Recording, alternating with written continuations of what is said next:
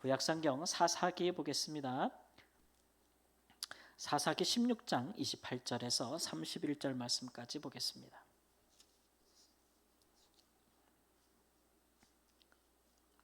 사사기 16장 28절에서 31절 말씀입니다. 제가 먼저 28절 말씀. 삼손이 여호와께 부르짖어 이르되 주 여호와여 구하옵나니 나를 생각하옵소서. 하나님이여 구하옵나니 이번만 나를 강하게 하사 나의 두 눈을 뺀 블레셋 사람에게 원수를 단번에 갖게 하옵소서 하고, 삼손이 집을 버틴 두 기둥 가운데 하나는 왼손으로 하나는 오른손으로 껴 의지하고, 삼손이 이르되 블레셋 사람과 함께 죽기를 원하노라 하고 힘을 다하여 몸을 굽히매 그 집이 곧 무너져 그 안에 있는 모든 백성들과 온 백성에게 덮이니 삼손이 죽을 때에 죽인 자가 살았을 때에 죽인 자보다 더욱 많았더라. 그의 형제와 아버지의 온 집이 다 내려가서 그의 시체를 가지고 올라가서 소라와 에스다올 사이 그의 아버지 마노아의 장지에 장사하니라. 삼손이 이스라엘의 사사로 20년 동안 지냈더라. 아멘. 사사기에 나오는 사사로서는 삼손이 마지막입니다. 그러고 나서는 다른 사사가 언급되어 있지 않습니다. 사사기의 위치상 볼 때 이 사사가 삼손이 정말 시대적으로 마지막이었는지는 알 수 없어요. 왜냐하면 사사기는 연대순대로 기록된 게 아니거든요. 그렇지만 갈수록 부족하고 허물 많고 문제가 많은 사사가 뒤로 배치됐다는 것을 우리가 고려해 볼 때, 역대 사사들 중에 누가 제일 점수가 낮아요? 삼손이 제일 점수가 낮아요.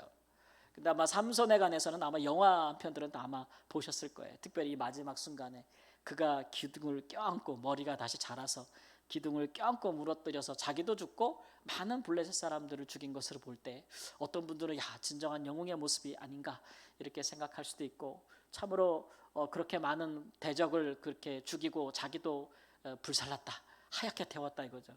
그래서 정말 희생이 아닌가 이렇게 볼 수도 있겠습니다. 그리고 삼손의 또 인생만큼이나 정말 드라마나 극적인 플롯을 가지고 구성하기에 좋은 이야기도 없을 거예요. 파란만장한 삶을 살았던 그 나실인, 하나님이 아주 초능력 가까운 힘을 주셨던 이 사람, 이 사람의 인생의 마지막이 이렇게 기록되어 있는데 이 사람이 20년 동안 이스라엘의 사사를 지냈다. 왜 이 사람이 가장 점수가 낮을까 보면은 오늘 기도에서도 그 사람의 생각과 마음이 다 나타나잖아요. 마지막 순간에 드리는 기도가 뭐예요? 하나님께 주여 나를 생각하옵소서. 나를 생각하옵소서. 한 번만 나를 강하게 하사 원수를 단번에 갖게 하옵소서. 이런 기도를 드려요. 그러니까 지금 삼손은 그 마지막까지도 자기 자신밖에 모르고 사사지만, 아니 좀 이스라엘 백성들을 좀 생각한다거나 자기 좀 지파를 생각한다거나 이런 게 없어요. 다만 자기를 생각해 달라는 것도 뭐예요? 원수 갚는 거예요. 특히 어떤 원수요? 내 두 눈을 뺀 원수를 갚겠다는 거예요. 그의 이름이 삼손이라는 말이 어울려요. 그래서 삼손이라는 이름의 뜻이 뭐라 그랬어요? 태양, 빛. 근데 지금 뭐를 잃었어요? 눈은 몸에 뭐예요? 아유, 그냥 대답을 그냥 척척 박사네. 우리 권사님 빛을 잃었어요. 빛을 잃었어요. 그게 성경이 이름 하나도 그냥 지어준 것이 없어요. 그렇죠? 근데 잃으라고 이름을 지어줬겠어요. 그렇죠? 밝은 빛으로 살라고 이름 지어줬는데 결국 그가 이 빛을 다 잊어버리고 결국은 이렇게 비참한 말로를 맞이하고 있는데, 그가 사사로 있는 20년 동안에 이스라엘 즉 백성들이, 이스라엘 민족이 무슨 유익을 누렸는가?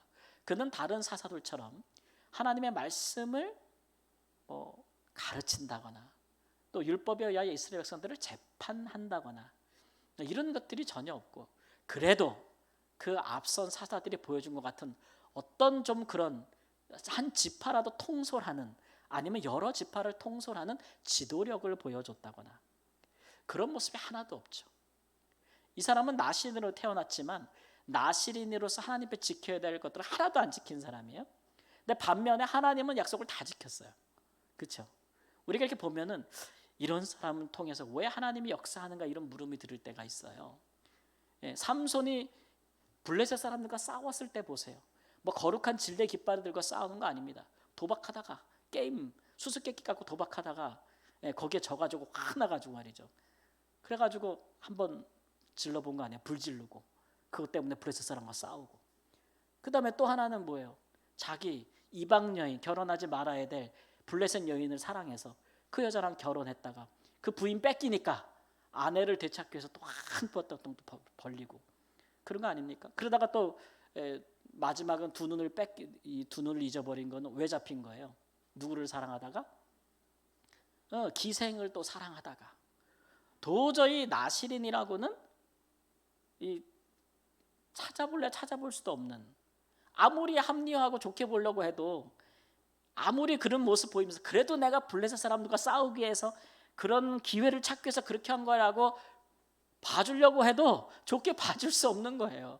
이거는 그냥 자기의 정욕을 따라 행한 거야, 이 사람은. 그러다가 자기가 위기를 당하면 또 어떻게 돼요? 하나님께 부르짖는 거죠. 살려달라고. 하나님은 또 그를 구원해 줘요.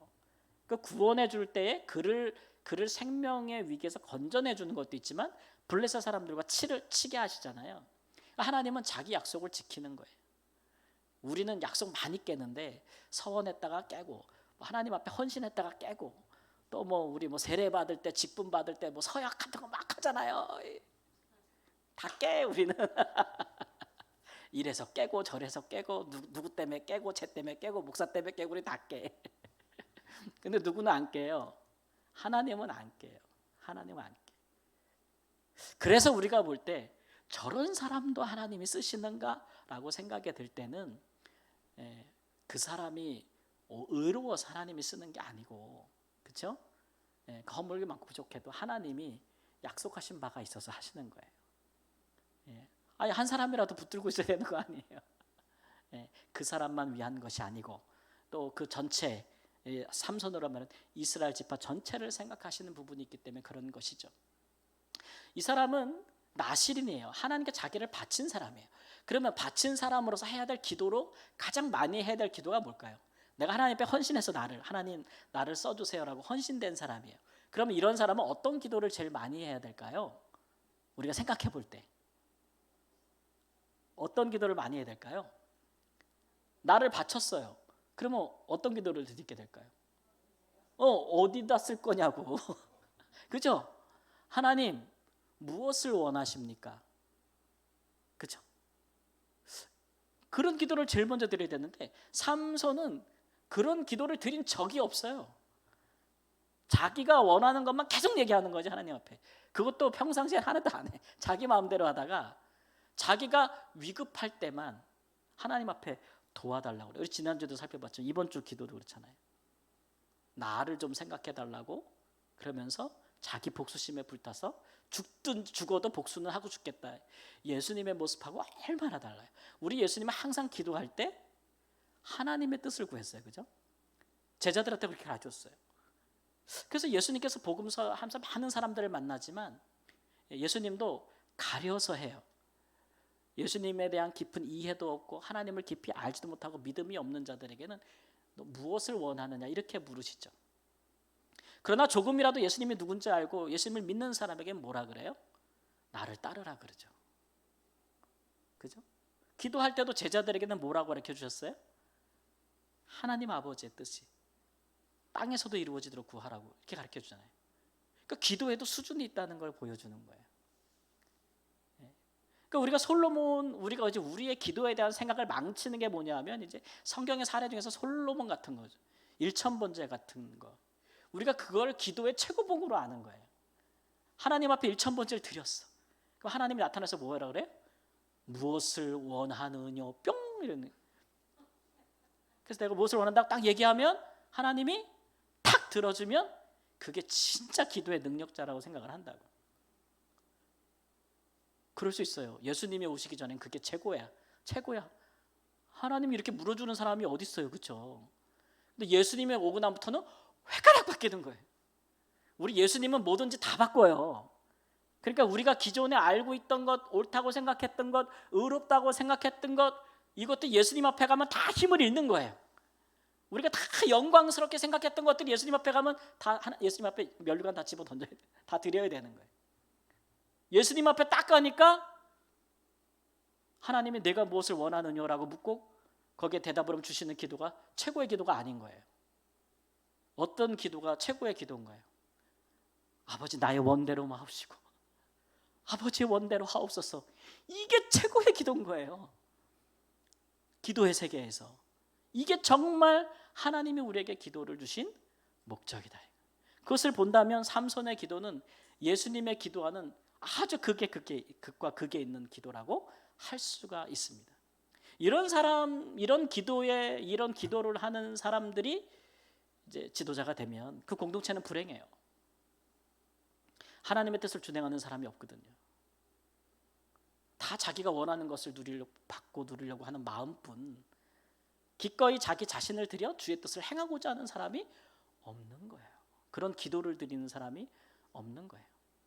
오늘날 우리 성도들이 좀 들으면 트라우마가 있는 게 바로 이제 부르심이라는 거죠. 오늘 그 제목도 부르심을 망각한 자의 기도인데, 뭐 소명, 부르심, 이건 너무 좀 싫어. 좀 싫게 느껴지고 너무 무겁게 느껴지는 단어거든요. 근데 이게 사실은 너무 좋은 단어예요. 이 단어는 구약에서나 신약에서나 이렇게 좋은 단어는 없어요. 하나님이 부르셨다는 것만큼. 근데 우리는 그게 자꾸 무겁게 느껴지는 이유가 뭐냐 하면 뭐 여러 가지가 있겠지만 실망을 많이 한 것도 있어요. 실망을 많이 하는 것. 부르시는 이가 하나님이시면 절대 실망하지 않습니다. 그렇죠? 부르시는 이가 하나님이시면 하나님이 누구 실망시켜요?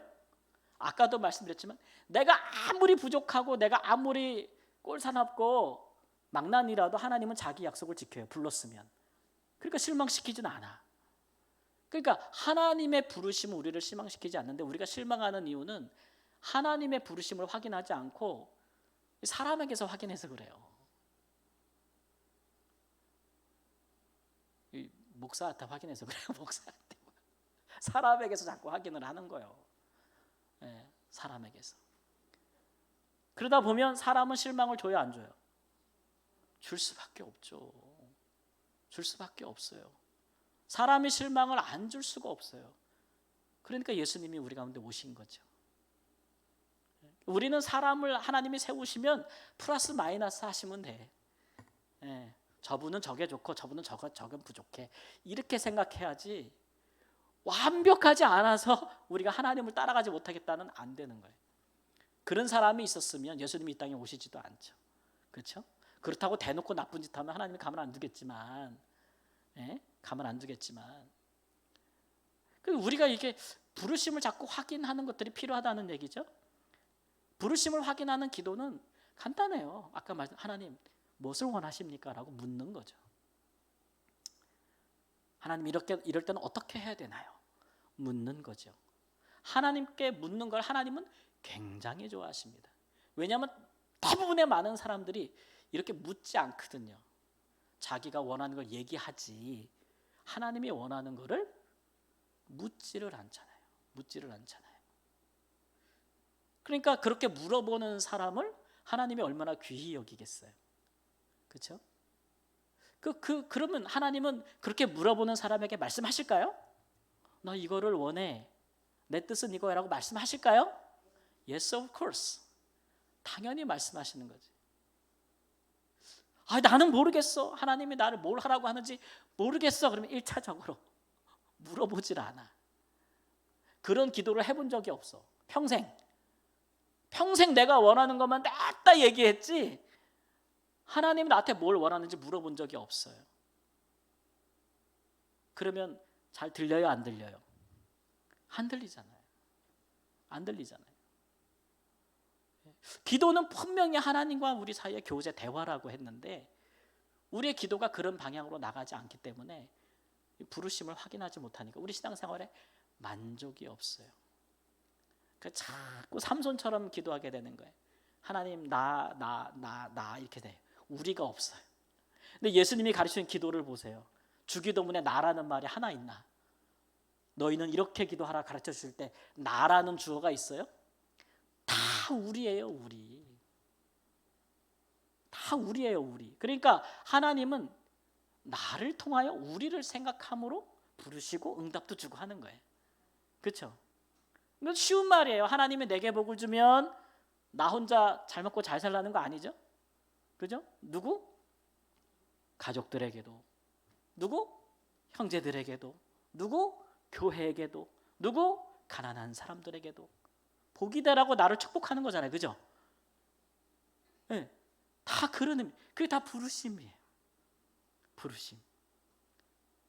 이 부르심을 확인하지 못하면 하나님이 복을 줘도 그 복이 그 사람에게 나중에 화가 돼요. 화가.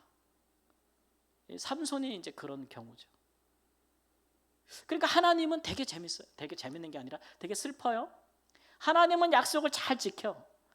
삼손을 통해서 블레셋을 치겠다고 하는 약속을 하나님은 지켜요. 하나님은 약속을 지켜줘. 하나님은 삼손을 보호해요. 근데 삼손의 상황은 나아지지 않아요. 그가 처음 그렇게 게임과 도박을 통해서 불지르고 막 그런 짓을 했을 때 살려달라고 그래서 하나님이 살려주잖아요. 그럼 뭔가 반성하는 게 있어야 되잖아요. 전혀 없어요. 그 다음에 어디로 가요? 그 다음에 이제 이방 여인으로 가는 거고. 거기서 살려줬어.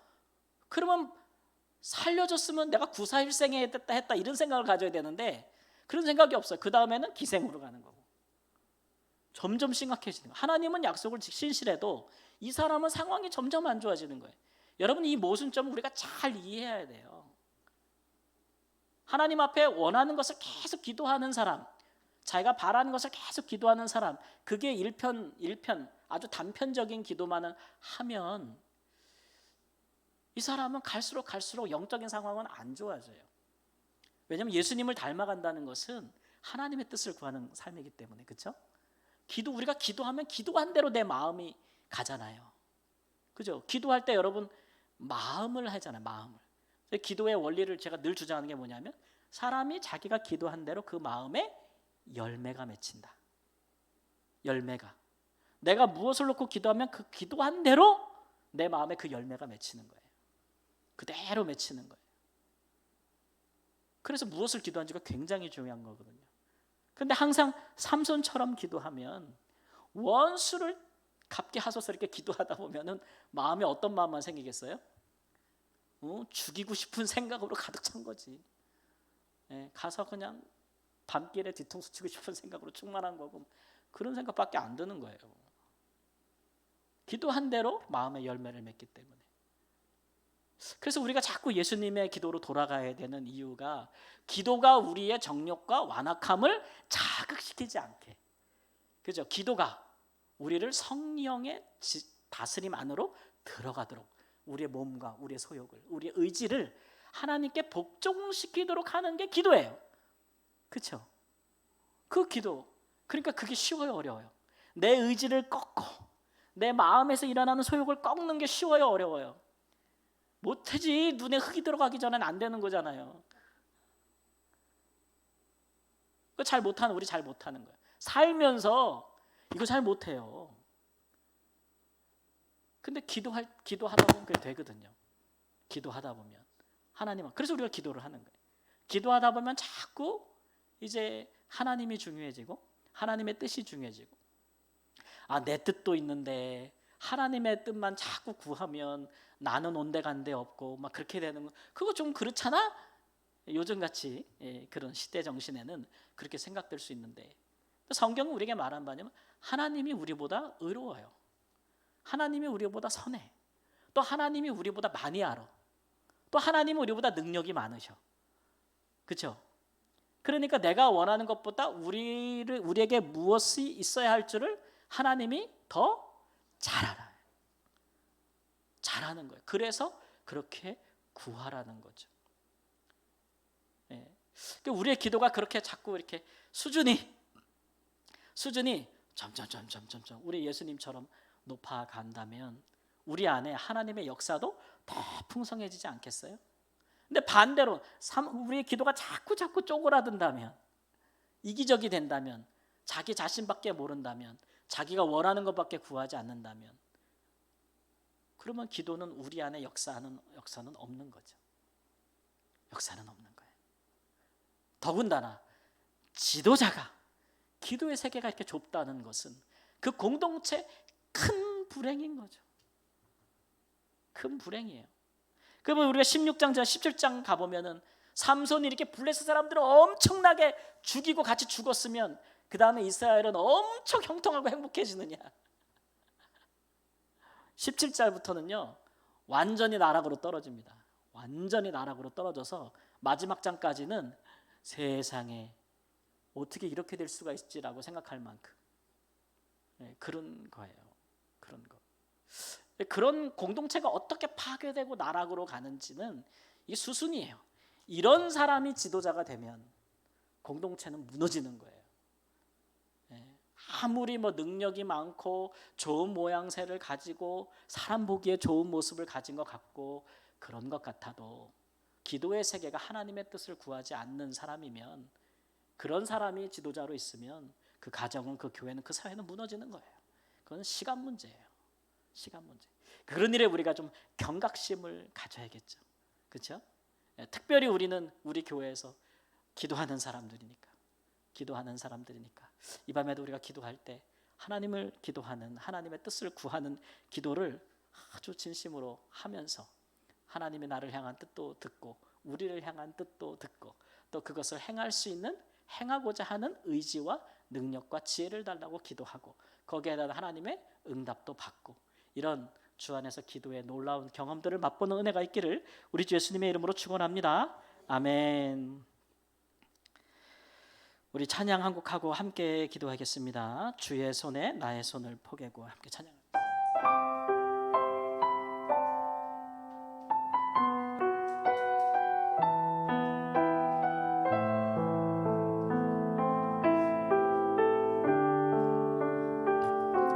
주 보혈 날 정결케 하고 주 보혈 날 자유케 하니 주 앞에 나 예배하는 이 시간 나의 모든 것을 주께 드리네. 주의 손 날 위에 씻기셨고 주의 발 날 위해 박히셨으니 이제는 내가 사는 것이 아니요 오직 주를 위해 사는 것이라.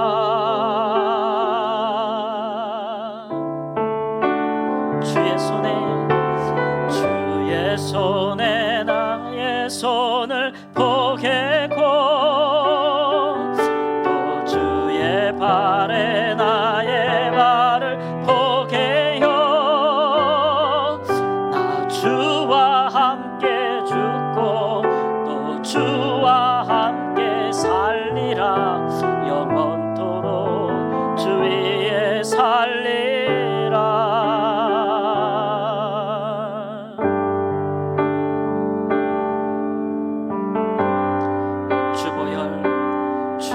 주보혈 날 정결케 하고